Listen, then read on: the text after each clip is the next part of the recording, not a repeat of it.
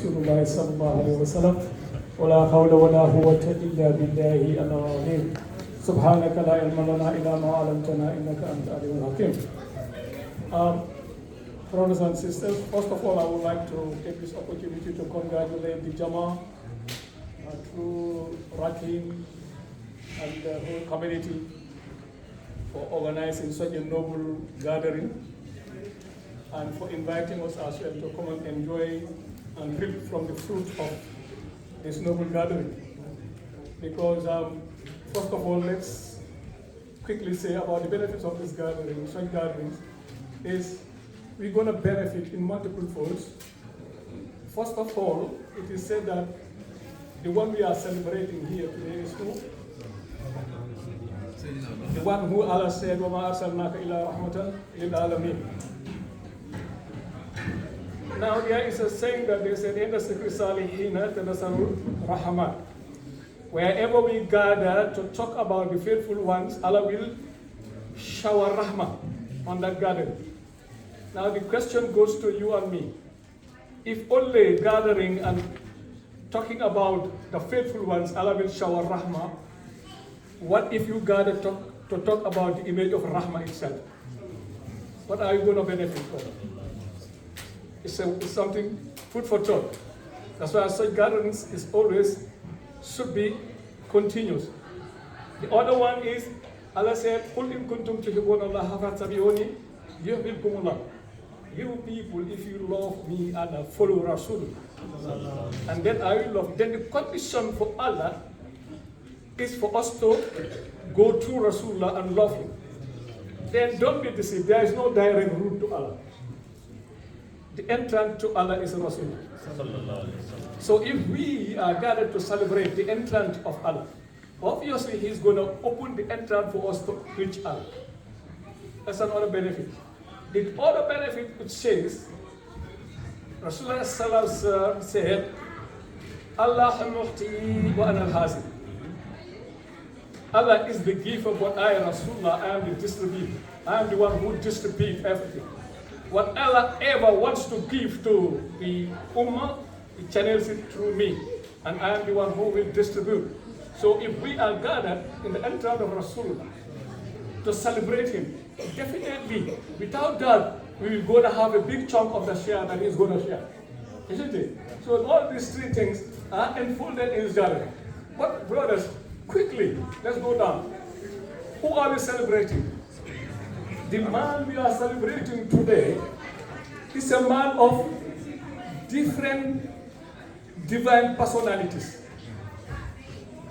People talk about only one of the personalities. But our Sheikh, Sheikh Ibrahim, taught us about the different personalities of this man we are trying to celebrate. He's very difficult to know because we cannot decode him. Is he human? Yes. No. Yes and no. Yes, because he was born between Amina and Abdullah as a human being. That Muhammad as a human being is what we call Muhammad ibn Abdullah.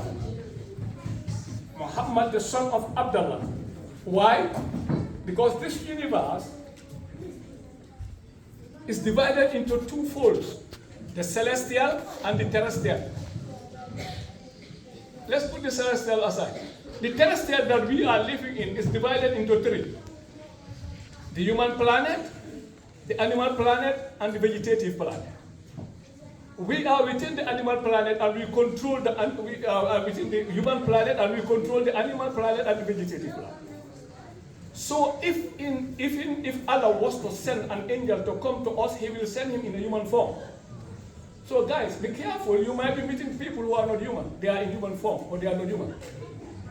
That's why Rasulullah sallallahu alaihi wasallam came to us in that form of human to be able to disseminate the message that is coming from Ilahiyah to him as a human being.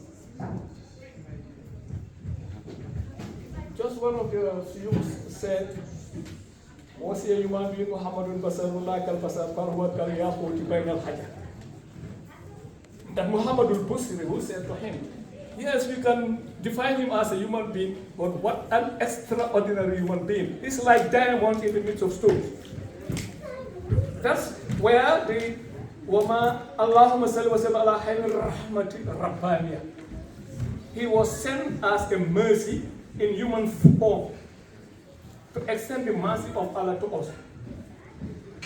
But he has another personality where you can say he is being recorded as Muhammadur Rasulullah.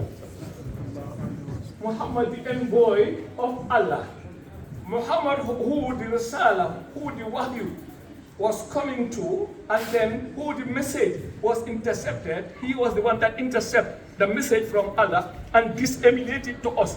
The Quran that we present, the reason why we present this brother, the Quran, the nice certificate by our Sheikh is because of the Quran.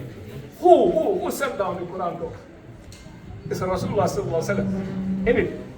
So that's why, in that aspect, if you go to Sayyid Tijani, he said, Allahumma salli wa sallam ala hayyil haqqillati fatajjala min al-hurufah. That is the two folds where Rasulullah is connected to Allah so much so that you cannot differentiate them. If you say La ilaha illallah, you have to say Muhammad Rasulullah. Because warafana laka sikrak, we have lifted your name. No name in human history has ever been lifted to the degree whereby you will connect it with the name of Allah, except for Muhammad. When you say La ilaha illallah Muhammad Rasulullah, in that spiritual mathematical calculation, if you write La ilaha illallah, it's 12 letters, but if you write Muhammad Rasulullah, it's 12 letters. So 12 plus 12 is what? 24 hours make a day.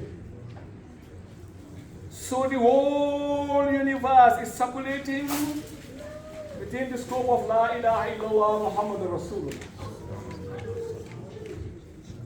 I'm just trying to do a quick sum up of these different personalities, but each of these personalities could take days to digest. The other personalities where we call him Muhammad Abdullah. That is where Salatul Fatiha becomes so virtuous that because there is a point where Salatul Fatiha says, Haqqa Qadrihi. What is Haqqa Qadrihi? If you elevate Muhammad to the point of Haqqa Qadrihi, he is no more human. He is no more Rasulullah. Where is he? He is Fatihi. Fatihi, the one who opened what was closed.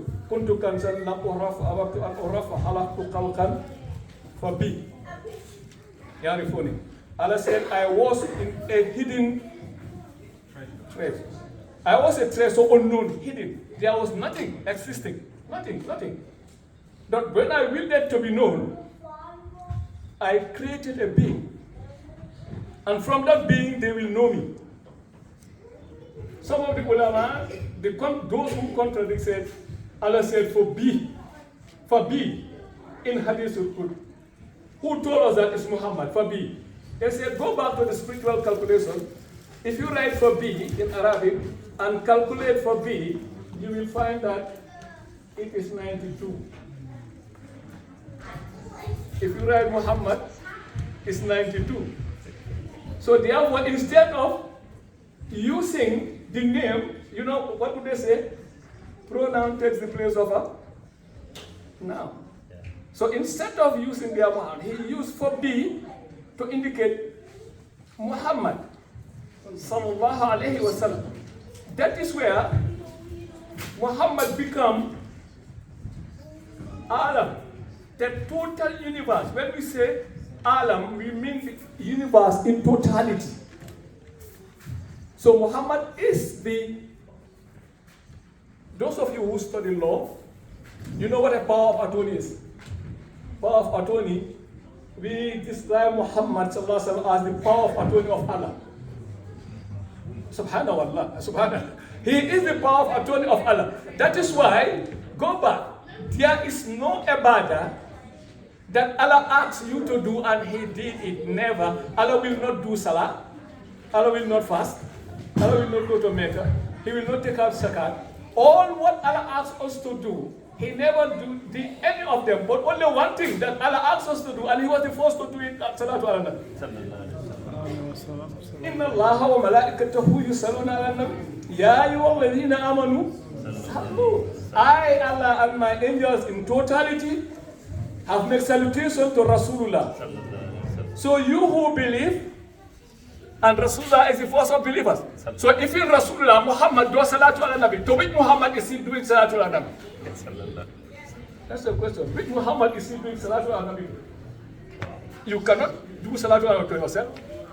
But he is the first of believers. And when Allah says, Ya ayyuhalladhina amanu, all the believers inclusive, Muhammad is the first of believers, then he will do salatu ala nabi. To who is he doing salatu ala nabi? That's why Maulana Shaykh Ibrahim, there is none like him. Radiallahu ta'ala. May Allah always continue to reward. So this man in this capacity, but let me not crack your brains with all those other ones. Let's come to Muhammad as a human being. The one who was born in between Amina and Abdullah. He is the only one that was born with light. All of you know that when a child is born, it comes out with blood. We all know how a child is born. It was only Rasulullah who was born not as the ordinary child, but below the belly bottom of Amina. That's where the child jumped and the whole universe was filled with light, and he frustrated, Subhanallah, walhamdulillah, wa la ilaha illallah, wallahu akbar, inni Rasulullah. He was not born like ordinary. It was the birth of Rasulullah. When Amina feel that she was about to deliver, he asked Abdul Muttalib to go to the Kaaba to pray for him for ease of delivery. When Abdul Muttalib said, I was in the Kaaba praying for Amina, all of a sudden the Kaaba trembled. And I heard the Kaaba talking like a human voice saying, Walid al-Mustafa wa Rabbul Bayt. Born unto us is the master of this house. He said, I knew that Amina has a child. I rushed outside and see the whole universe was bright. That was the day when the Persians, you know the Persians are fire worshippers. They have a fire 1,000 years, the fire was never went off. The day Rasulullah was born, no fire was lit. The fire of the Persians, Kisra, everything was off. The palace of Kisra trembled and was break into 14 different fragmentations. It was the power of God. Sallallahu Alaihi Wasallam. So the man we are gathered here to celebrate is not an ordinary man. He is the only one that Allah has chosen and said to him, Kun Habibi, be my love. You know, your loved one is different from your friend. Ibrahim is Habibullah. Khalilullah. But Muhammad is Habibullah. Khalil is a friend. If you ask a friend for a favor, if he could do it, he will do it. But all of you know that the loved one, if you love somebody, you don't wait for him or her to ask you anything. You are always trying to satisfy. That's why Rasulullah did not ask Allah for nothing. All the Rabbana, most of the Rabbana in the Quran, it was pledged. It was a prayer by Ibrahim, and he was giving. But Rasulullah never prayed nothing. It was Allah who will just look at, oh, this is good for my Habib, take it. This is good for my Habib, take it. That's why Musa was jealous of him. Through the Isa was mirage. Whatever he asks Allah, whatever good he sees in the universe and asks Allah, Allah said, this is not for you, it's for the Ummah of Rasulullah. Whatever he asks Allah, Allah said, not for you, for Rasulullah. He said, why not take your prophethood and leave me accompanied? Let me one of these. So brothers and sisters, I will take permission from my sheikh because I had an appointment. But because I couldn't say no to come to this beautiful gathering, and I know our sheikh will be here also, he will bless the gathering, mashallah. But whatever, something that you cannot finish in totality, whatever you have of it, is enough. The sheikhs before me, whatever they said about Rasulullah is enough. We cannot finish it, but I want us, my advice is to follow the teachings of Shaykh Ibrahim. So we will decode Rasulullah in the human form, but we will decode Rasulullah in the celestial realm as well. How? how he is connected and how human being is connected to Allah subhanahu wa ta'ala. Wa akhiru da'ana alhamdulillahi rabbil alameen. Wassalamu alaikum wa rahmatullahi ta'ala wa barakatuh.